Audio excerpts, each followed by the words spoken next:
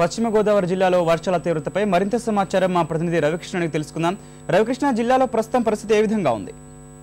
గౌతమ్, పశ్చిమ గోదావరి జిల్లాలో పరిస్థితి దారుణంగా ఉంది. గత రాత్రి నుంచి కూడాను యథావిధిగా 3 రోజులుగా ఎలా కురిసిందో రాత్రి కూడా అదే విధంగా వర్షం భారీగా కురిసింది.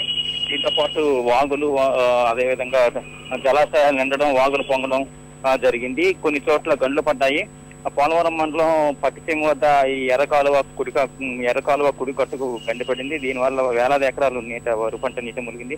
అదేవిధంగా తమ్మిలేరుకి ఇన్ఫ్లో తగ్గినప్పటికీ కూడా అవుట్ఫ్లో మాత్రం యథావిధంగా ఉంది.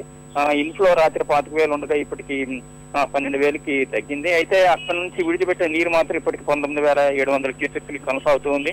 దీంతో ఏలూరు పట్టణంలో లోతట్టు ప్రాంతాలన్నీ కూడా ఇప్పటికీ జలమయంలోనే ఉన్నాయి, జల దిగ్బంధంలో ఉన్నాయి. వీళ్ళందరికీ కూడా ఎలాంటి సహాయ చర్యలు చేపట్టలేదంటే వాళ్ళు ఆవేదన వ్యక్తం చేస్తున్నారు. మంచినీళ్ళకు కూడా వీళ్ళు ఇబ్బంది పడే పరిస్థితి ఏర్పడింది.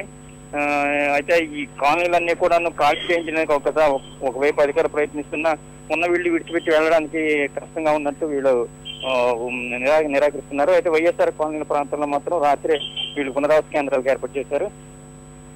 విశాఖపట్నం నుంచి ప్రత్యేక అధికారులు ఇక్కడికి నేవీ అధికారులను అదే గజయితాలను కూడా రప్పించారు. వీళ్ళందరినీ కూడాను ఎక్కడైతే ప్రమాదకర పరిస్థితులు ఉన్నాయో ఆ ప్రాంతాలన్నింటినీ వీళ్ళు తరలించి అత్యవసర పరిస్థితులు వీళ్ళు సేవలు వినియోగించుకోవడానికి సిద్ధంగా ఉంచారు. అయితే ఇప్పటి వరకు కూడా జిల్లాలో ఆస్తి నష్టం, పంట నష్టం అయితే తీవ్రంగా ఉన్నప్పుడు కూడాను ఇవి అంచనాలు వేస్తున్నారు. అయితే నష్టం ఉన్నప్పటికీ ప్రాణ నష్టం అంటూ ఏమీ జరగకపోవడం కొంత జిల్లాలో కొంత మెరుగైన పరిస్థితి చెప్పుకోవచ్చు.